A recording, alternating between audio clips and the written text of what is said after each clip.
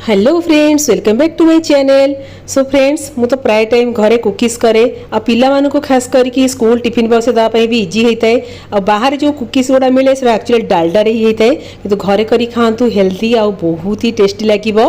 तो एठी मु काजू कुकीज करी, आपण मान चाहे बिना काजू रे भी कुकीज कर परिबे। तो ये 1/4 कप काजू को टिके दरदरा टाइप रो हल्का से ग्राइंडिंग कर दबा। आ एठी नहीं 1/2 कप सुगर, ताको भी फाइन पाउडर कर दबा। तो मुझे प्राय टाइम आटार कुकीज करथाए आ मो झील को कौन मो फैमिली आउ जो मैंने भी खाई समस्त भल लगी। तो से डिमांड रे आ खास करी मो यूट्यूब फैमिली पई तो आटा कुकीज रो रेसिपीटा मु आनी आपण मैंने निहाती ट्राए करेंगे। तो विदाउट माइक्रोवेव रे आम मैंने आराम से कर परिबा आटा कुकीज। तो ये मो पाखे ब्लेंडर अच्छी, जदि ब्लेंडर नथिबो किछि कथा नहीं, आम जो हैंड ब्लेंडर अच्छी से भी आपण मैंने कर परिबे। खाली टाइम जा डिफरेंस एथिरे 5 मिनट रे हेजिवो आ हैंड ब्लेंडर रे टिके 10 रु 15 मिनट लागिवो। ठीक अछि फ्रेंड्स। तो ये मु 100 ग्राम्स बटर नहीं छी, बटर बदल रे आपण मैंने घी भी कर परिबे। तो ये 100 ग्राम्स बटर पई 1/2 कप सुगर पाउडर नहीं जिबा। तो सुगर पाउडर बदल में आपण मैंने जैगरी पाउडर भी नहीं पारे, से आउ टिके अधिका हेल्दी भी हो। एबे ब्लेंडर रे आकु भल किना मिक्स कर दबा। तो ये बटर आ सुगर को भल किना टिके फ्लफी टाइप रो कर दबा, जेमते हम कुकीजटा बहुत बढ़िया माने फुलिबो भी आ खाए पे बहुत भल लागिवो।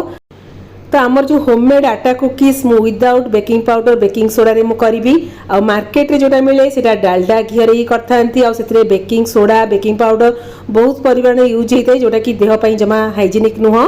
तो आपण मैंने एमती घरे होममेड कुकीज करंतु, देखिए बहुत भल लागिवो। ए देखंतु बटर आ सुगर माने भल से मिक्स हेकी ता कलर पूरा चेंज हेची आ बहुत बढ़िया फ्लफी हेची।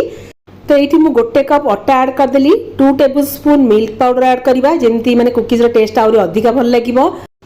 तो ये मुझे 1/4 कप भानिलार कस्टर्ड पाउडर ऐड करदेली, जदि थिबो ऐड करेंगे ना स्किप करदे। ठीक अच्छे। आम जो काजू को दरदरा ग्राइंडिंग करते से 1/4 कप ऐड करदे। काजू बदल में आपण मैंने जेकोसी नट्स नहीं पारे, चिना बादाम भी नहीं पारे, ननेले भी चलो, एमती बहुत बढ़िया लगे। एबे आमे कौन करिया ना ए सब को भल किना मिक्स कर दबा। आ हाँ फ्रेंड्स, आमे जेमती अट्टा चकटुचु सेही टाइप टोटाली चकटिबेनी, बस आमको सब मिसई किना माने एको बांधीबार अछि। ठीक अछि। जदि आपण मन टिके हल्का से ड्राई लागिला ताले कौन करिवे ना 2 चम्मच खीर ऐड कर देबे। ठीक अछि। फास्ट 1 चम्मच ऐड करिकिना देखिबे, तापरे आउ 1 चम्मच। तो ये हमको टोटाल 2 टेबल स्पून मिल्क दरकार पड़ला। खाली आपको सब तक मिसिकिना बांधीबार अच्छी। ठीक अच्छे। टोटाली चकटिबेनी, हल्का से आपको सब बांधी देवे, मिक्स करदे। तो ये सब जिनस को मिक्स करदेला परे आमे कौन करिया ना गोटे बटर पेपर नहीं जिबा। ए बटर पेपर रे मु हल्का से टिके घी नले बटर टिके स्प्रेड करदेबे, जेमती हमको बांधिया पई इजी हबो। ए देखंतु मु खाली जस्ट एमती माने बांधिला बलिया करची।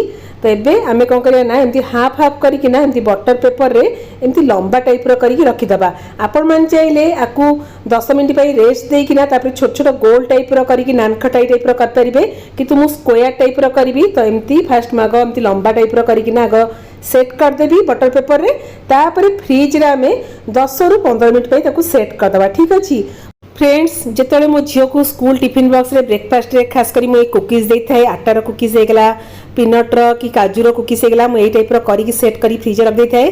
तो 2 रु 3 दिन कौन 4 दिन आराम से पलाए। मु एमती छोट छोट 4 पीस काटी दिए कुकीज करके मो झील को स्कूल टिफिन बॉक्स रे आराम से दे पारे। तो आपण फास्ट ए टाइप रो मिक्स करी रखी पारिए फ्रिज रे, 3 रु 4 दिन आराम से स्टोर हे परिबो, कारण एथरे कोनसी पानी अंश भी दिया आइनी। तो ये मु गोटे बैच कर देबी। तो फास्ट 15 मिनिट पई एठी रेस्ट दे दबा। तो तापरे आम मैंने करवा आमर कुकीज। ठीक अच्छे। आ विदाउट ओभन रे भी आम मार्केट भी आउरी टेस्ट कर परिबा कुकीज। जदि गोटे थर करी खाइबे ना आपण माने बारंबार करिवे, खास करी आम पिला माने तो बारंबार ही मागिबे, कारण मो झीर बहुत ही फेवरेट। तो ये 15 मिनिट हो गलानी, आम जो कुकीज रो डोटा रेडी करथले ताकू बाहर काढी देइची। एबे गोटे मु करनेबी, आ गोटे रख देबी, नेक्स्ट डे करिवि। ठीक अच्छे फ्रेंड्स। तो ये देखंतु पूरा बहुत बढ़िया से सेट हेची। एबे छुरी साइज रे आमे स्क्वायर स्क्वायर टाइप रो काटी नबा। आपण मान चाहिले गोल गोल टाइप रो भी कर परिबे, किंतु मते टिके स्क्वायर टाइप रो डिजाइन ता बहुत भल लागि थाए। तो आराम से कटि जिवो। तो जेते बेले हमने कुकीज करिबा हमर केक स्टैंड रे देखि किना हमकु सेही अनुसार रखिया पड़िबो। एठी केक स्टैंड ता मोर मीडियम साइज अछि। तो एथिरे 7टी ही माने कुकीज रखी हबो। तो अधिका रखी देले कोन हबो ना, जेतले कुकीज ता हमर बेक हबो तो सबुता कोन ना जॉइंट हे जिवो। तो सेही अनुसार कुकीज ता मझिरे मझिरे एमती डिस्टेंस रखी किना हमको कुकीज ता रखिया पड़िबो।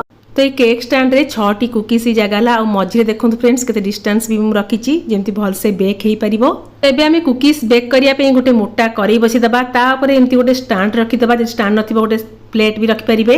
तो ये आम कुकीज रखी नबा तापर ये मु मिल्क टिके स्प्रेड कर नौची जेमती कलरटा बहुत भल आसीबो। ऊपर ऊपर टिके हल्का से मिल्क टिके स्प्रेड कर दबा। आ ऊपर आमे कोन करिया ना जो काजू जो रखिथिले ददरा टाइप रो सेथरु जस्ट टिके लगे दबा जेमती लुक टाइप बहुत भल देखा जिवो आ खाए पे तो सुपर टेस्टी। काजू हो कि पिस्ता आलमंड नले पीनट जे कोनसी बादाम आपण माने ऊपर टिके सजे देबे देखिबे लुकटा बहुत भल देखा जिवो। तो एबे चलंतु हमर कुकीजटा को बेक कर नबा। एबे आपको भलसे कवर करदबा जेमती एयर भीतर को टोटाली जेमती न जाए आ गैस रो फ्लेम पूरा लो रखिबा कना ऑलरेडी मो करेई को भलसे पूरा गरम कर देथिली 5 मिनिट पई। तापरे हमें गैस रो फ्लेम पूरा लो करिकिना 25 मिनिट्स रु 30 मिनिट्स भितरे हमने चेक करबा ठीक अछि।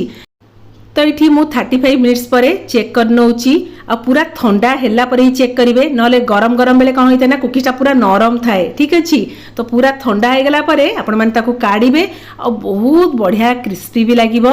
लुक देखिकिना जानि पारथिबे मार्केट रो कुकीज भी आपण माने आनिबा भूली जिवे एते टेस्टी लागिबो हमरो होममेड आटा कुकीज। तो आपण मैंने बिलीव करेनि no baking soda no baking powder no Eno आईटा मैदा भी पड़नी अटारे होईची आ जना भी पड़बन जे अटारे होईची कुकीज।